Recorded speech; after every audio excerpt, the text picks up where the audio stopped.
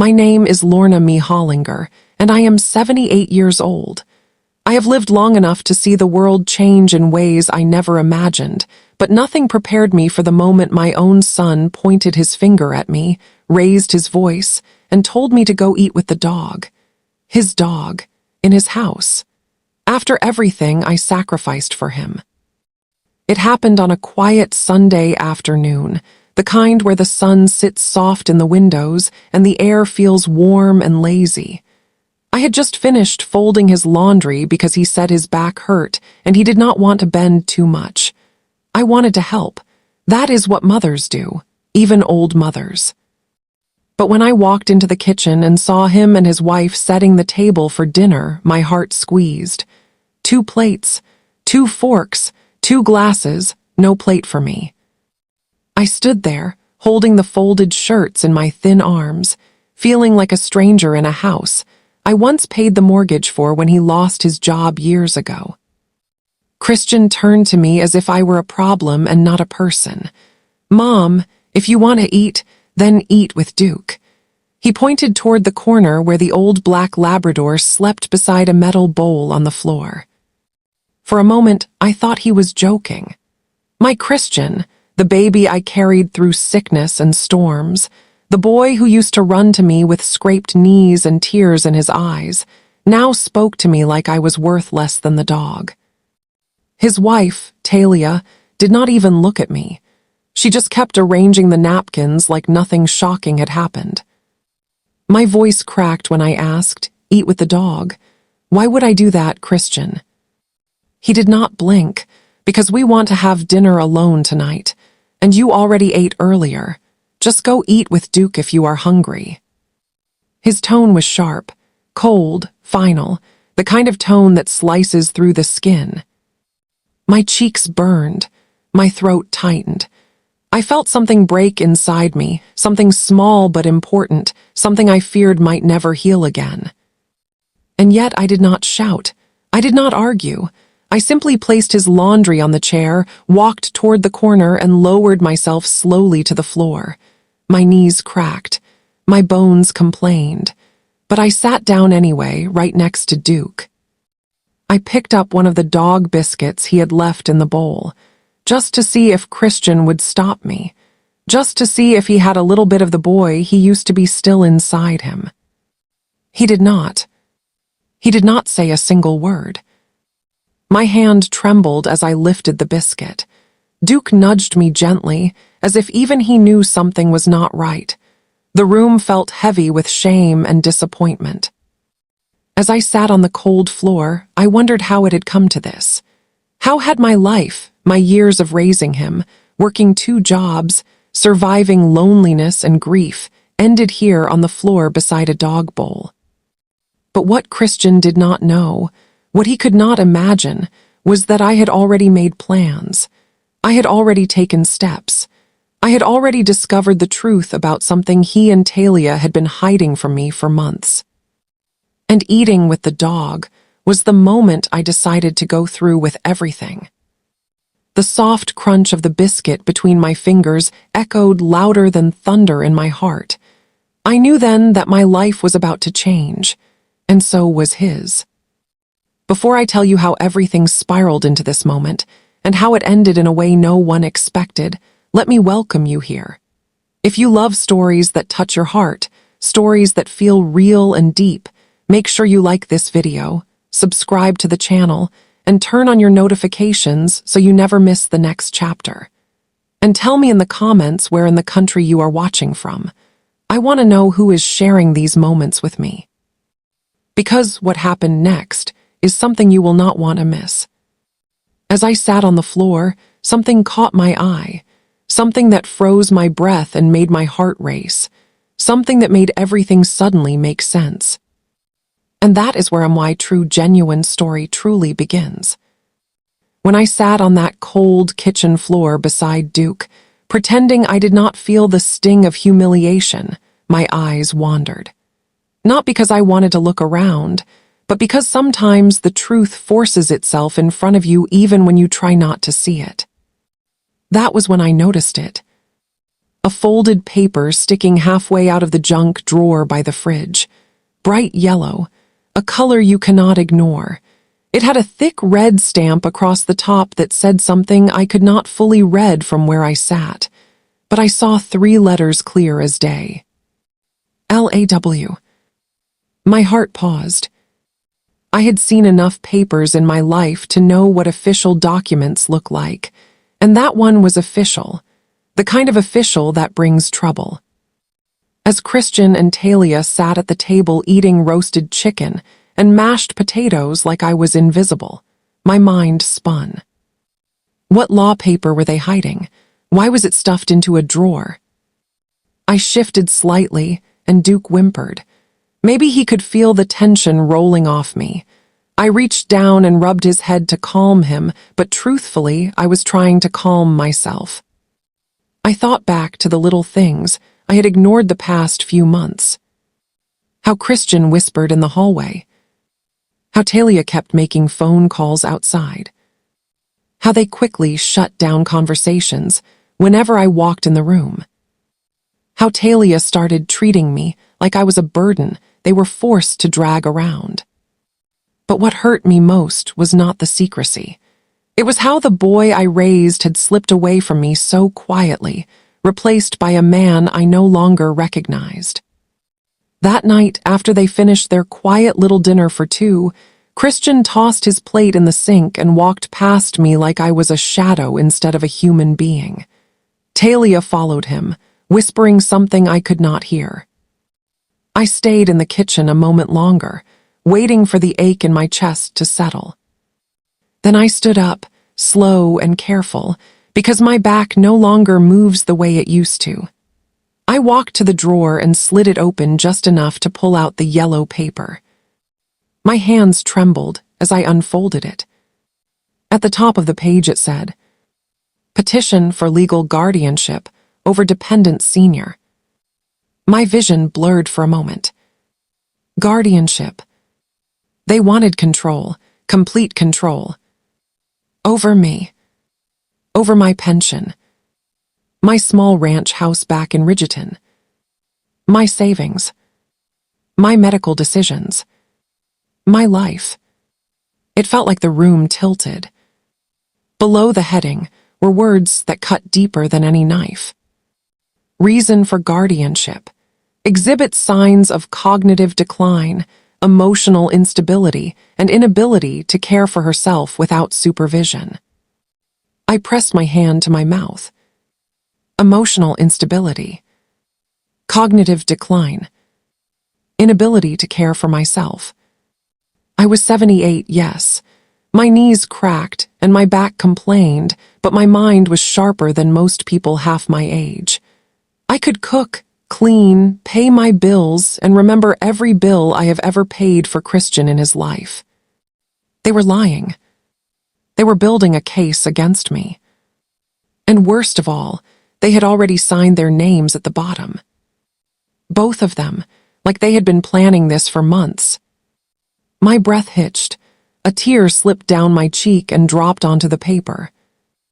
I stood in that quiet kitchen, holding the proof that my own son was trying to take my life away from me piece by piece. But what they did not know was this. I had already spoken to someone. Someone who warned me something like this might be coming. Someone who told me to be prepared. And I was.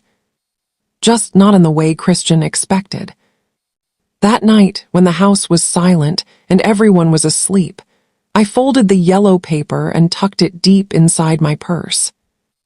Then I slipped quietly into the cold backyard, my slippers brushing against the morning dew. I stared up at the sky, trying to keep myself from breaking apart. Because what I was about to do next would change everything. For him. For me. For the home he thought he controlled. And maybe that is why my hands stopped shaking. Because for the first time in a long while, I was not afraid. Not anymore. The night air bit at my skin as I stood in the backyard, clutching my purse like it was the last solid thing in my life. The silence of the suburbs wrapped around me, Most houses were dark. Only a few porch lights flickered from porches down the street. I stood there thinking about the guardianship papers, thinking about how my own son wanted the law to take my voice away. And then, as the cold crept deeper into my bones, another thought rose inside me. It was time. Time to finish what I had already started. Weeks earlier, long before the moment he told me to eat with the dog, I had visited someone. A person Christian did not know about. A person who knew the truth about my real condition. A person who understood why I could not live under my son's roof much longer. Her name was Dr. Winora Clay, a quiet woman with gray streaks in her hair and wise eyes that saw right through me. She worked at a small clinic in town, the kind of place most people forgot existed. But she had helped me once before, years ago, when I went through a dark time after losing my husband, Eli. She knew me. She knew my mind. She knew my strength. She also knew the truth about my health. The truth that would destroy everything Christian had written in that guardianship petition. I took a slow breath as the memory of that appointment came back to me, but what I remembered most was the thing I told her at the end. A secret I had been holding for nearly a year. A secret I never intended to tell anyone. I was planning to move. Not to a nursing home, not to an assisted facility, but back to my own ranch house on the west end of Ridgeton. The one Christian thought I was too fragile to return to. The one he wanted to take from me under the name of guardianship. I had already been fixing the place up quietly, and I had help.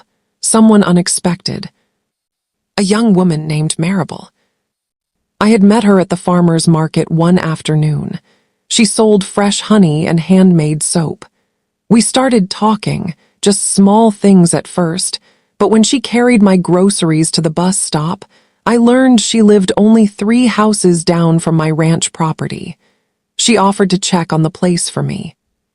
Soon she became something like a granddaughter, kind, soft-spoken, honest.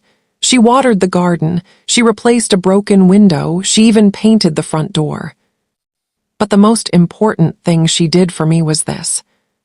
She kept everything quiet. No one knew my house was getting ready for me.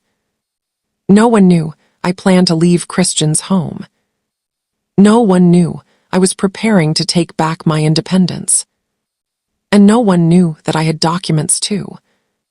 Documents Christian had not seen. Documents he would never expect. Standing in the cold backyard, I reached into my purse and touched the sealed envelope I had been carrying for weeks. Inside it were the updated results Dr. Clay had given me.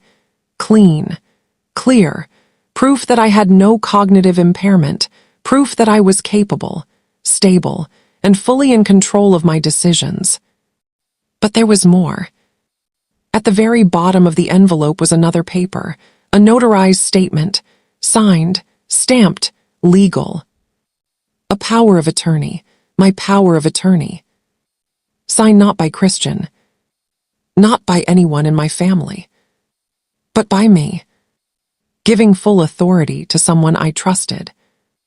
Someone Christian didn't even know existed. Maribel. I could almost hear Christian's voice if he ever discovered it. Who is she, Mom? Why would you trust a stranger instead of your own son? The answer was simple. Because she treated me like a person. He treated me like a problem. But that night, as I stared at the moon, I knew something else. Christian was not simply cruel. No. There was a reason he wanted guardianship. A reason he wanted control of my home. A reason he wanted my life in his hands. And in the next chapter, you will find out the truth I uncovered. A truth that turned my love for him into something colder. Something that still hurts to speak aloud. The next morning began the same as every morning in that house.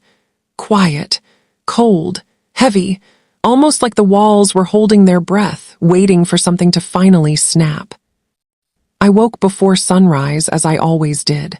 At my age, sleep does not stay long. I walked slowly to the kitchen, making sure not to wake Christian or Talia.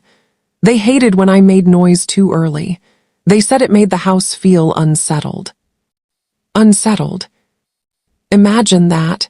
Me, the woman who raised him, the woman who kept this family from falling apart for decades. I was the one making the house unsettled. I brewed myself a small cup of coffee. No sugar, no cream, just the quiet bitterness that kept me company. As I sipped, the memory of what I found the night before filled my chest again. That guardianship petition was still in my purse, and the envelope with my documents was still tucked safely beneath my sweater. But what bothered me most was knowing there had to be more. More secrets. More lies. More reasons Christian wanted control of my life. Because the Christian I raised, the boy who used to bring me wildflowers from the backyard, would never do this without a purpose. And that purpose was uglier than I expected. Around 7 o'clock, I heard him coming down the hallway, heavy steps, irritated breathing. He always acted annoyed when he woke up too early. When he entered the kitchen, he did not look at me. He just opened the fridge, took out orange juice, and drank straight from the bottle. I watched him, quiet, observing. Something was wrong with him. Something deeper than anger or stress. He had dark circles under his eyes. His hands trembled a little. His jaw clenched every few seconds. He looked like a man carrying a secret so heavy it was eating him from the inside. I did not say anything. He finally noticed me inside. "Mom, can you not stand right there every morning? It freaks me out." I held my cup tighter. "Good morning to you too, Christian." He rolled his eyes. "Mom, please, I'm not in the mood." He walked away before I could say another word. But that small interaction told me something important. He was scared. Not of me, but of what he had done. Later that afternoon, when he and Talia left for the store, Duke followed me into the living room. I sat on the couch and rubbed the dog's head. He was the only soul in that house who offered kindness without condition. As I petted him, Duke suddenly stepped toward the hallway and started nudging at the crack under Christian's office door. He whined, scratched twice, then looked back at me. My heart slowed. Duke had never done that before. I stood up and walked to the office door. It was locked, of course. Christian never let me inside. He said I would mess up something important. But Duke kept nudging the bottom of the door, like he wanted me to see something. I knelt down, my joints protesting, and peered into the tiny gap beneath the door. Something inside the room glimmered under the sliver of sunlight. Metal. Shiny. A lockbox. My breath caught. A lockbox I had never seen before. A lockbox large enough to hold documents. Or money. Or both. My pulse quickened. I knew then that whatever Christian was hiding was inside that box. A mother knows when her child is drowning in secrets, and Christian was drowning deep. I sat back on my heels, Duke pressing his head against my shoulder. That was when the memory struck me like lightning. 3 months ago. A phone call I overheard late at night. Christian whispering angrily, saying words that made no sense to me at the time. "I will get the house, just give me more time. She will not be able to say no soon. Just wait." I said wait. The voice on the other end, sounding impatient. Threatening. At the time, I convinced myself I misheard. Or misunderstood. Or imagined the tension in his voice. But now I knew better. He had debts. Big ones.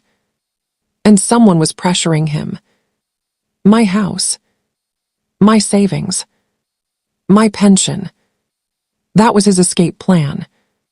Suddenly, everything clicked together. The guardianship petition. The strange phone calls. His sudden coldness. His desperation. He wasn't trying to protect me. He was trying to survive. Even if it meant destroying me.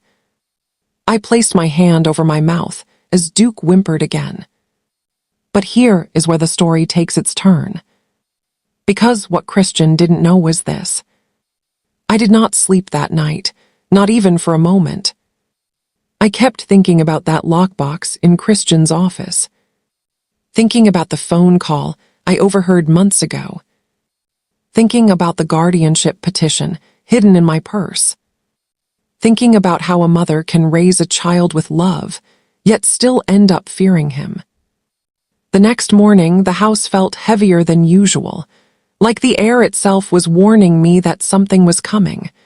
Duke stayed close to me, following every step I took. Animals can sense storms long before humans do, and Duke felt this one rising. Christian and Talia left early, saying they had errands to run. They did not ask if I needed anything.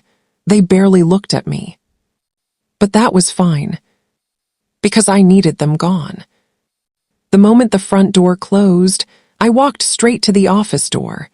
My heart beat slow but strong, steady like a drum. I grabbed the small metal nail file I kept hidden in my sweater pocket. My hands shook only once before I slid the file into the old lock. People think you lose skills when you age. No. You simply forget you have them until you need them again. After a few careful turns, I heard a small click. The door opened. The smell hit me first. A heavy mix of old paper, cologne, and something else, a chemical scent, sharp and sour. The office was dim, with only a sliver of sunlight cutting through the blinds. His desk was covered in papers scattered like fallen leaves, bills, pink notices, a credit card statement with red numbers that made my stomach twist. He was drowning. Financially. Terribly. But what I wanted was the lockbox. It sat beneath the window, black and heavy, like it guarded the truth Christian hoped I would never find. I knelt down, ignoring the sting in my knees. Duke lay beside me, quiet and protective. The lockbox had a combination dial. I stared at it, thinking about Christian, thinking about what mattered to him. Then it hit me. His birthday. His old football jersey number. Or house address. 3 numbers he always used for everything. I tried the combination. First number. Second. Third. A small click. The box opened. Inside were thick stacks of paper rubber banded together. I lifted the first one, and a cold wave washed over me. It was a contract. A legally binding agreement. Between Christian and a man named Matthew Harland. My hands trembled as I read the lines. Agreement total, $70,000. Deadline, 90 days. Collateral, real property located at 1148 Westfield Lane. Owner, Lorna Me Hollinger. That was my house. My ranch. My home. Christian had offered my house as collateral. I pressed my hand over my heart as the truth landed like a weight across my chest. He did not just plan to take my home. He had already promised it to someone else. And he had only 30 days left to pay the debt before the property legally transferred into another man's hands. I closed my eyes as betrayal spread through me like fire. All my life, I taught Christian to be honest, to ask for help when he needed it, to never steal what wasn't his. But here he was, stealing the one thing he knew meant everything to me. The ranch was not just land. It was where my late husband, Eli, and I built our life. where we planted the magnolia tree for our 20th anniversary, where we raised Christian, where every memory I cherished lived. And now, my son was ready to hand it over to a stranger. I dug deeper into the lockbox, desperate to understand how far he had fallen. That was when I found the second envelope. This one was marked with only one word: foreclosure. I swallowed hard. This was not just debt. This was ruin. And he had been planning to drag me down with him, to take my property, to gain guardianship, to sign my name on anything he needed without my permission, to sacrifice me to save himself. My breath shook, but then something else happened. Something I did not expect. A memory surfaced. Christian at 8 years old, crying because a neighbor boy pushed him off the swing. He ran into my arms, terrified and trembling. I held him close, promising I would always protect him. Now here I was, holding proof that the same child had grown into a man willing to destroy me. I sat on the office floor for a long time, staring at those papers, trying not to cry, trying not to break. But in that moment, something inside me hardened. I stood up slowly, wiped my tears, closed the lockbox, locked the office door behind me. Because now I understood something important. Christian had set a trap for me, but he had no idea I had built one for him too. He thought he was playing a game with a fragile old woman. He had no idea he was up against a mother with a lifetime of strength. And I was not done yet. Not even close. The day after I opened that lockbox, something in me changed. I did not walk around the house slowly anymore. I did not speak softly to avoid upsetting Christian and Talia. I did not sit in silence pretending I did not see what was happening. No. I moved with purpose. Quiet, steady, unstoppable purpose. That morning I woke up before the sun again, but this time I did not sit in the kitchen drinking bitter coffee. Instead, I packed a small bag and placed it neatly beside my bed. Clothes, important papers, my medication, the envelope from Dr. Clay, the guardianship petition, everything I needed. Then I made the bed, smoothing the blanket with calm hands. I was getting ready. Not to run, but to rise. Around 8:30, Christian barged into my room without knocking. He always did that, as if I did not deserve privacy, as if age turned me into furniture instead of a person. "Mom, did you go into my office yesterday?" I kept my expression calm. No fear. No guilt. Just steady eyes. "Why would I go into your office, Christian?" He narrowed his eyes, searching my face like he was trying to see inside my mind. It looked different. I shrugged. Maybe Duke went in there. He has strong legs. Maybe he opened the door to do your paperwork. His face twisted with irritation. "This is not funny, Mom." Good, I thought. Let him feel the discomfort for once. I gave him a soft smile. I did not say it was funny. For a moment, he looked stunned, like he finally realized something was different about me, something he could not control. He turned and walked out, but not without slamming the door. The slam did not shake me. Nothing about him shook me anymore. Not when I knew the truth. And not when I had someone waiting for me.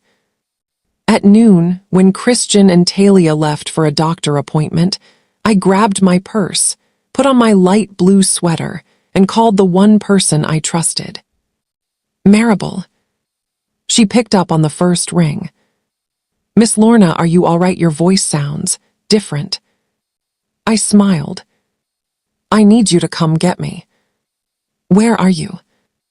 My voice did not shake. At Christian's house, but I am ready now." 15 minutes later, I watched through the living room window as her little red car pulled up to the curb. She stepped out wearing jeans, a thick flannel shirt, and her brown hair tied in a loose bun. She looked young and strong and steady, everything I needed beside me right now. I grabbed my purse, my bag, and Duke's leash. When I clipped it onto his collar, the old dog wagged his tail like he understood we were leaving something behind. When I reached the front door, I paused, took one slow breath, looked around the house I had helped pay for.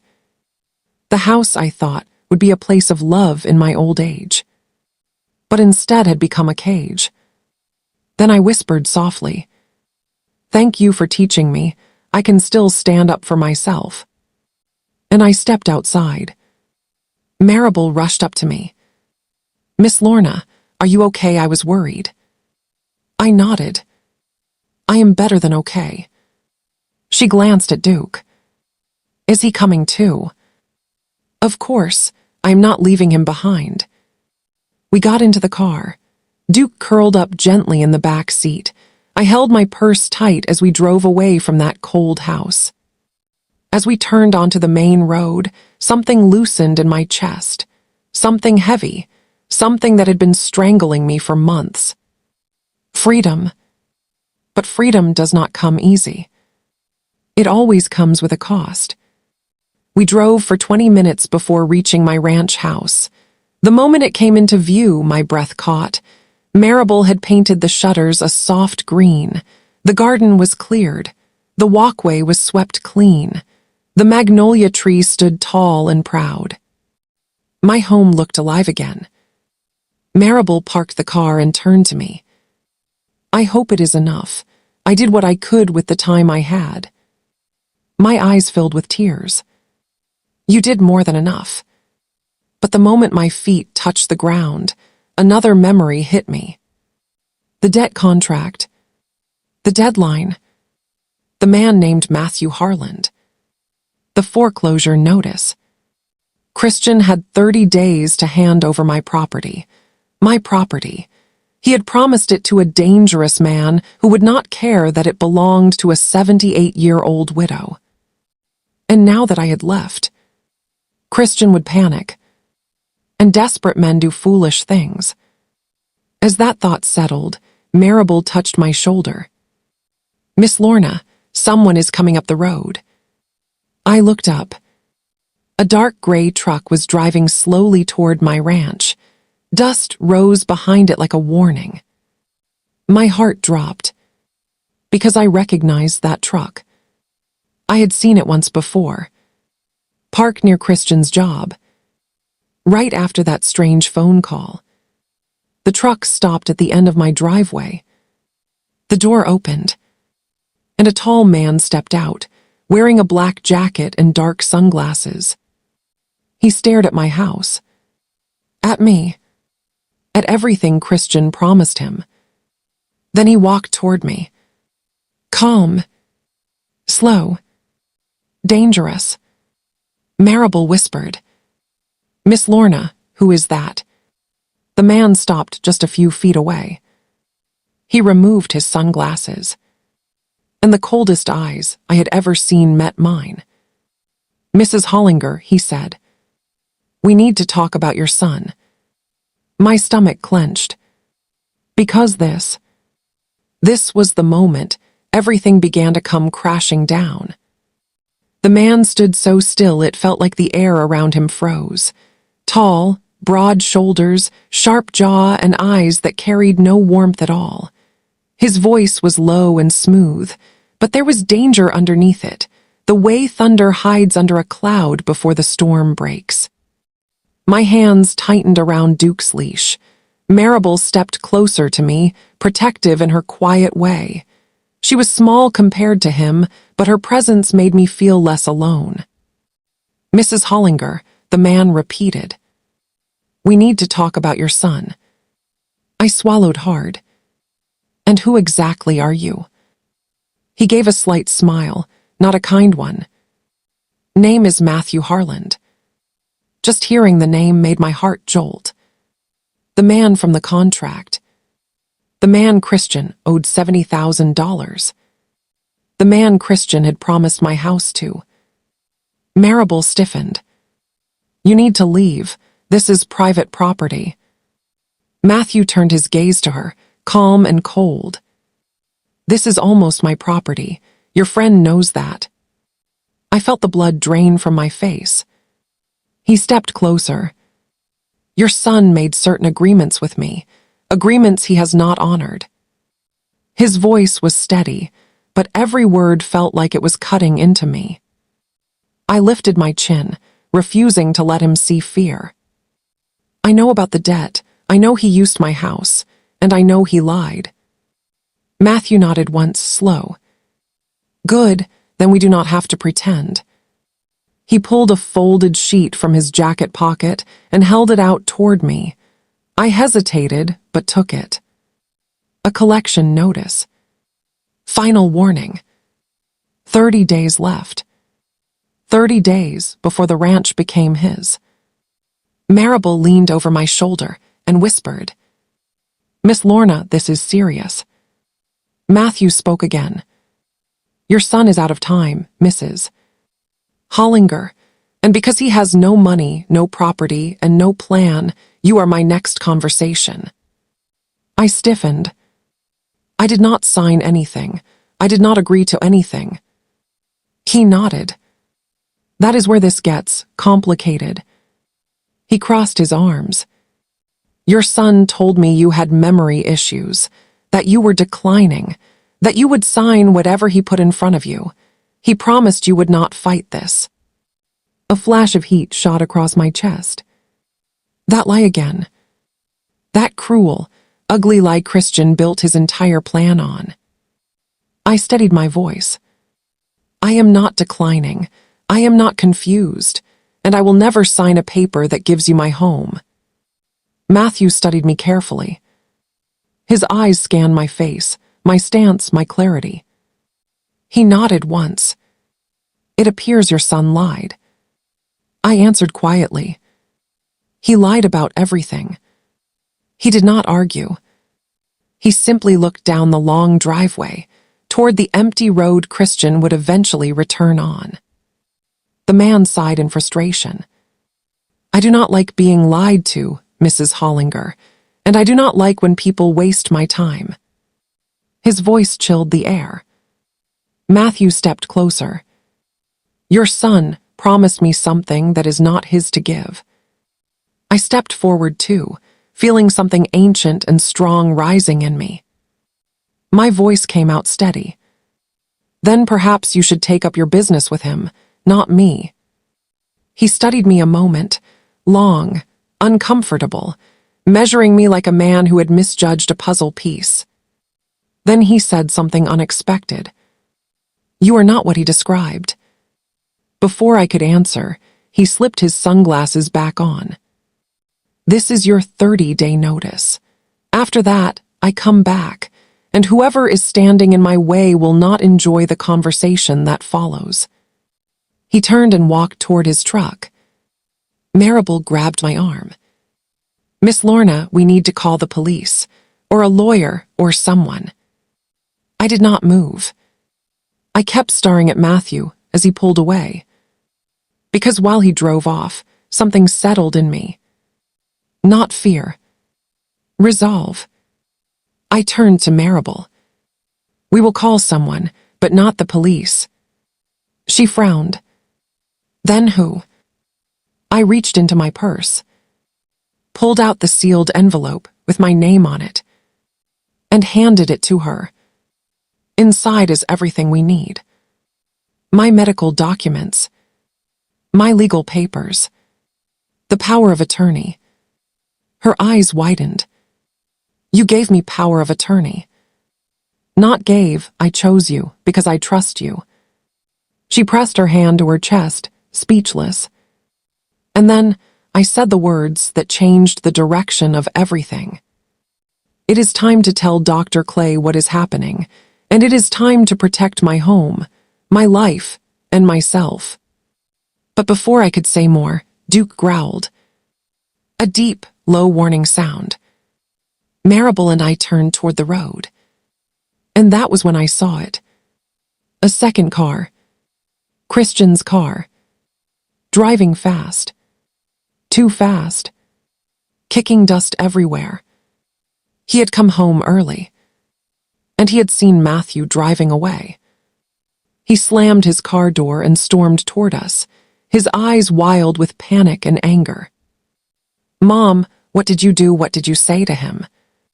The storm had arrived. And there was no going back now.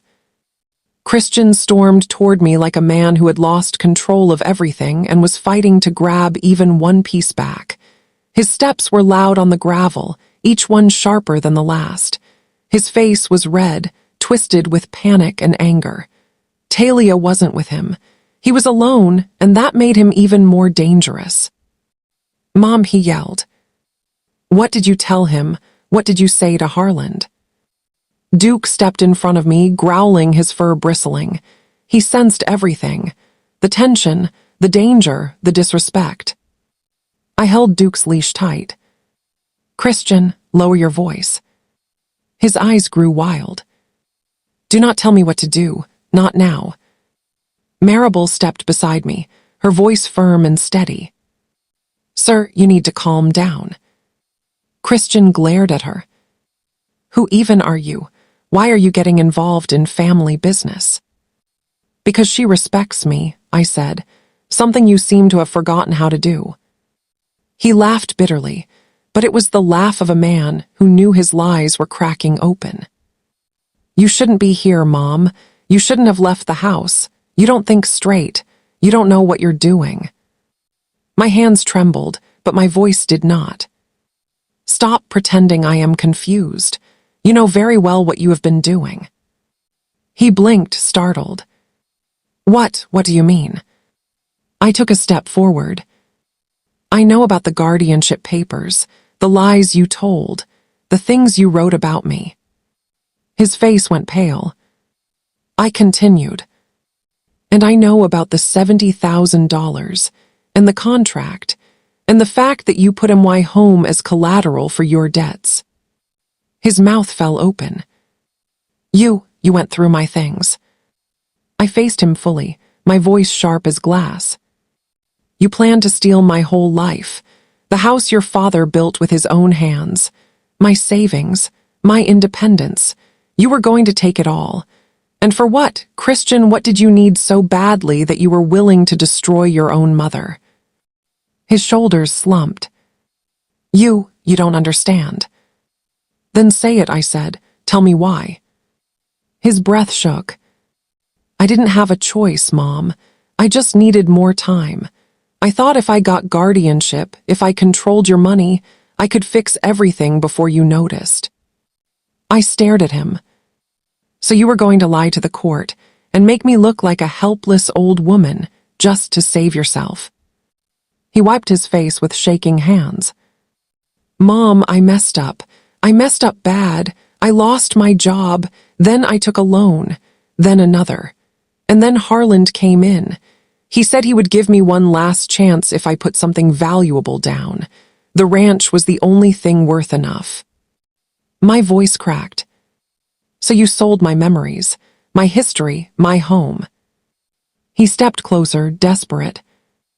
"I meant to fix it. I meant to pay it back. But I just needed everything in my name so I could make decisions faster and—" I cut him off.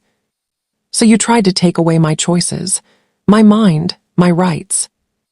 His voice broke. "I wasn't trying to hurt you." I stared at him long and hard. "Then why did you tell me to eat with the dog, Christian?"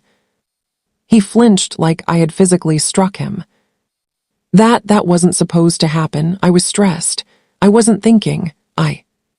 Stress doesn't turn a son into a bully," I said quietly. He looked away. I'm sorry." "Sorry."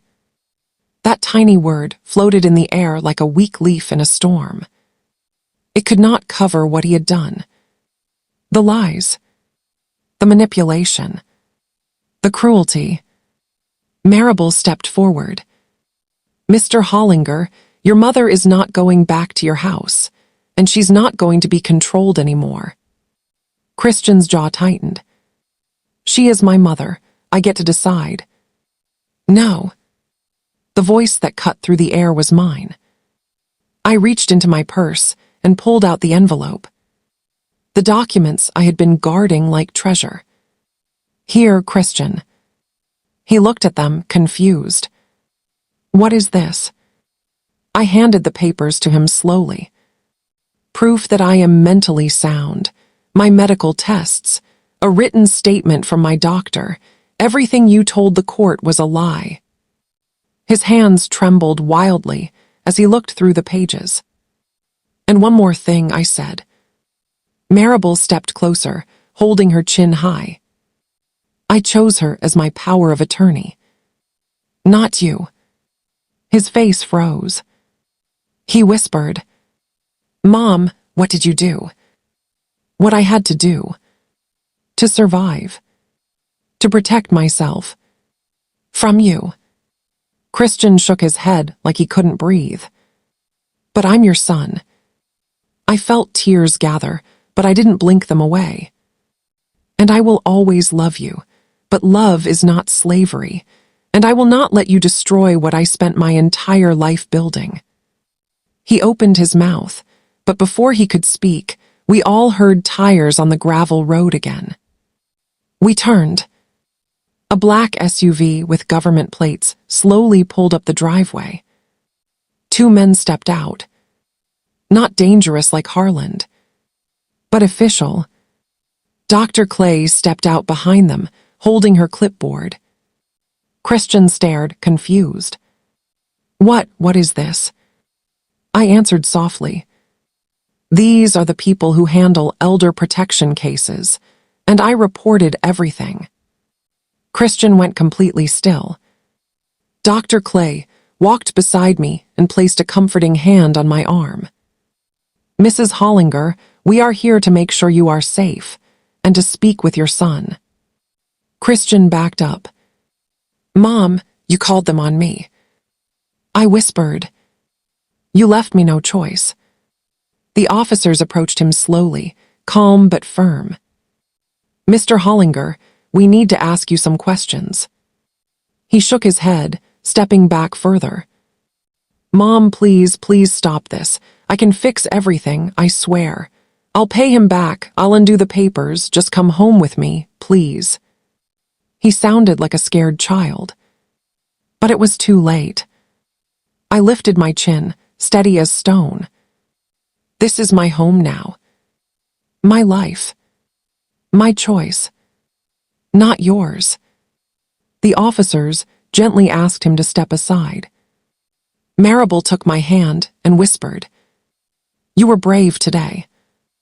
But as Christian's face crumpled, and the truth unraveled around him, and the consequences finally arrived at his feet, I couldn't help but wonder, was this the day my son finally learned? Or the day I finally lost him forever? The wind was picking up, brushing the tall field grass in slow waves as if the land itself was holding its breath. Christian stood there, cornered not by force but by truth. His shoulders shook, his jaw clenched, and his eyes darted between me, the officers, and the ground he suddenly couldn't stand steady on. One of the officers, a man with a tired but kind face, stepped forward. Mr. Hollinger, we need to talk with you about the allegations regarding financial exploitation. Christian swallowed hard. I told you it was temporary. I was fixing it. I just needed more time. I stayed quiet. I had learned that silence could speak louder than screams. The second officer, a woman with calm eyes, added, We understand, but we still need to collect your statement. You are not under arrest right now, but you do need to come with us. Right now. Those words hit him like a physical blow.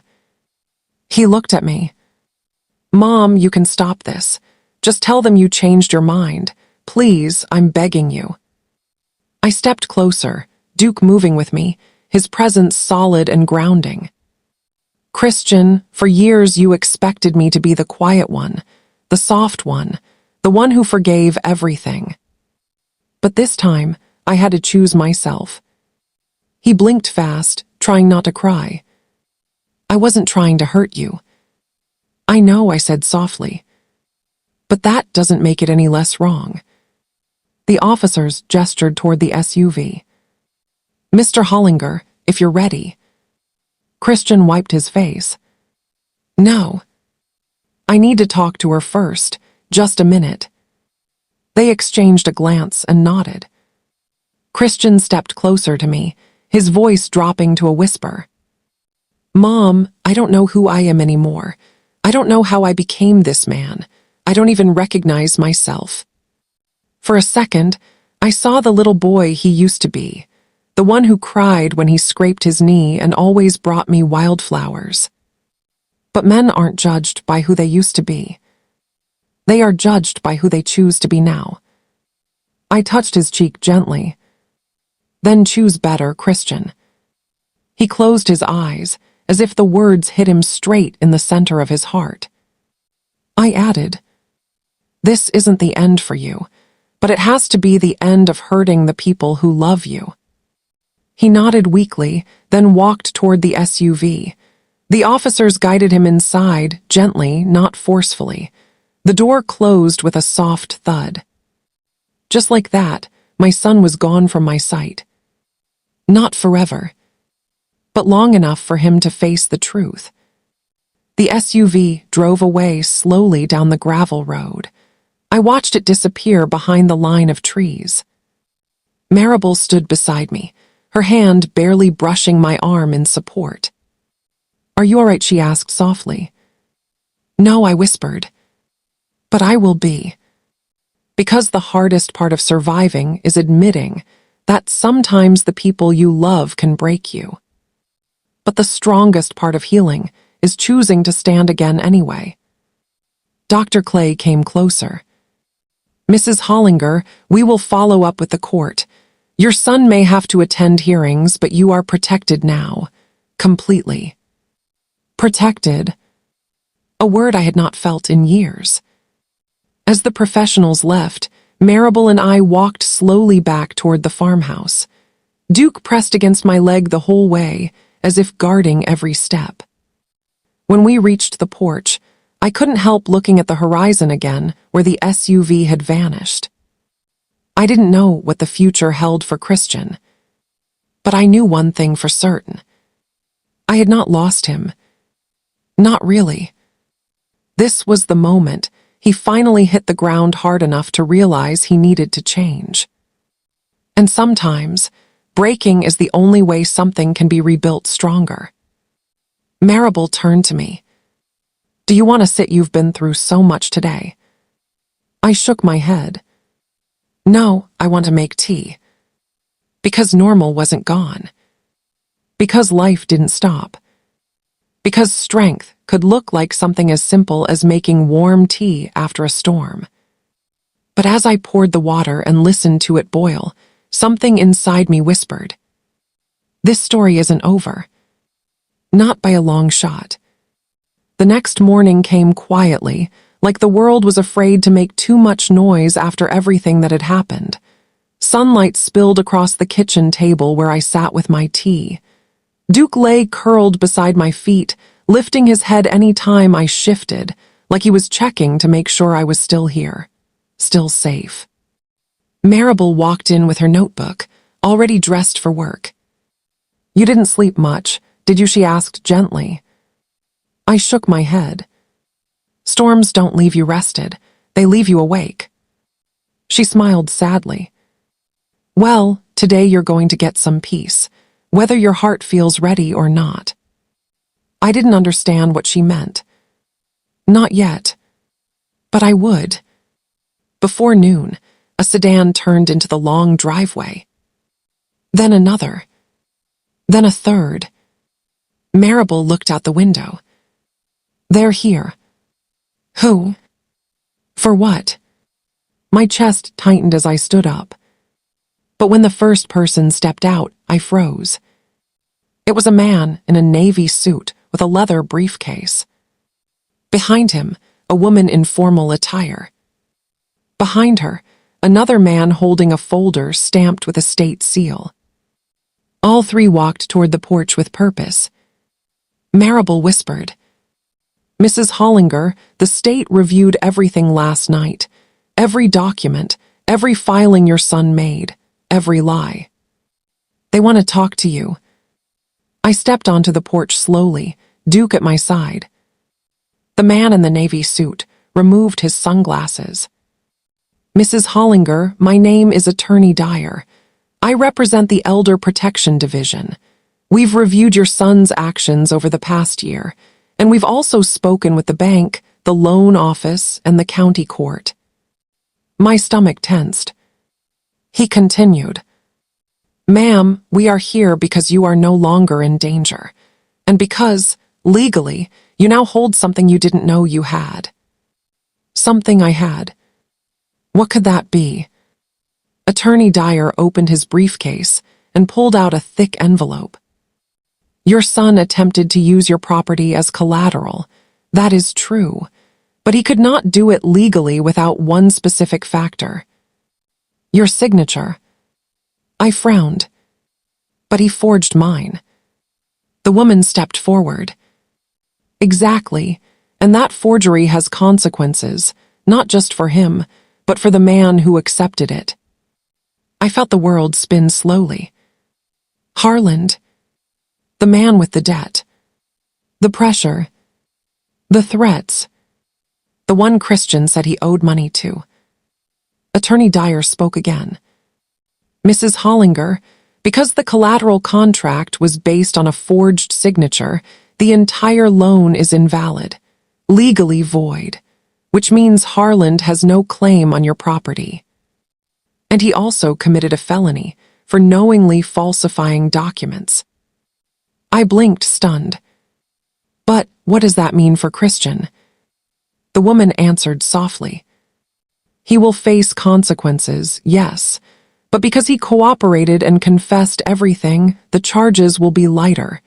He has options, and he will get help." Relief washed through me like a warm wave. He wasn't lost. Not fully. But the lawyer wasn't done. Attorney Dyer handed me the envelope. "Inside this, you'll find something else. Because the forgery nullified the loan, the county court had to review the property deed. When they did, they uncovered a second document. One your late husband filed 30 years ago, one that was never processed correctly due to an old clerical error. Mrs. Hollinger, your ranch is not just property. It sits on land your husband purchased outright, completely. And according to this corrected filing, you also hold rights to the mineral deposits beneath it." Mineral deposits. I swallowed hard. "Sir, I don't understand."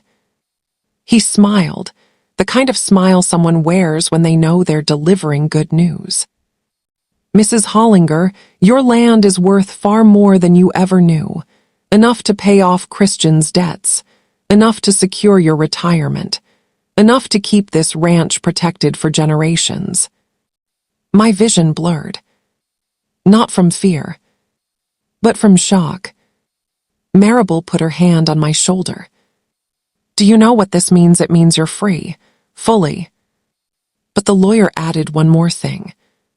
"Because your son committed forgery, you have full legal right to restrict him from handling any of your assets for the foreseeable future. But you also have the right to designate someone else permanently." I looked at Marable. She looked at me. I nodded slowly. "I already chose." The lawyer smiled. "Then it is settled." After they left, after the papers were signed, after the dust of the morning settled, I sat on the porch swing. Duke rested his head on my knee. The air smelled of warm earth and new beginnings. Minutes later, a car I recognized pulled into the driveway. A modest car. Old. Beat up. Christian stepped out slowly, hands in his pockets, eyes swollen from crying. Marable stayed near the door, watching without interfering. He walked toward me carefully, like he wasn't sure he was allowed. "Mom," he whispered. I heard what the court decided. I nodded. "I know." He swallowed hard, tears gathering. "I don't deserve forgiveness. I don't deserve anything from you." I looked at him, really looked at him. My son. Broken. Flawed. But trying. "You don't deserve forgiveness," I said softly. "Forgiveness isn't deserved. It's chosen. And today I choose peace." He covered his face with his hands and sobbed. I stood, walked to him, and placed my hand on his back. But I added, gently but firmly, "Peace does not mean returning to the past. You will rebuild your life, but not by leaning on mine, not by taking from me. From now on, you become the man your father prayed you would be." He nodded, still crying. "I will, Mom, I promise." I believed him. Not because of his words, but because for the first time in years, his eyes looked clear. He left quietly, not asking for money, not asking to stay, not asking for help. Just asking for a chance to be better. When he drove away, I returned to the porch. The ranch stretched across the horizon like a long, deep breath. My land. My peace. My freedom. Marable stepped beside me, smiling. "So, what now?" "Now I live," I answered. "Truly live. Not as a burden. Not as a victim. But as a woman who survived everything meant to break her. A woman who ate with the dog when her own son humiliated her. And still rose higher than anyone expected. A woman who won. Not through revenge, but through strength. The story ends here. But my life is just beginning. Thank you for watching this powerful journey. If you stayed until now, make sure you like, comment, and subscribe for more emotional stories like this. Tell us in the comments which part of the country you're watching from. Your support means everything, and it helps us bring more stories that touch the heart. Until the next story, stay strong, stay kind, stay hopeful.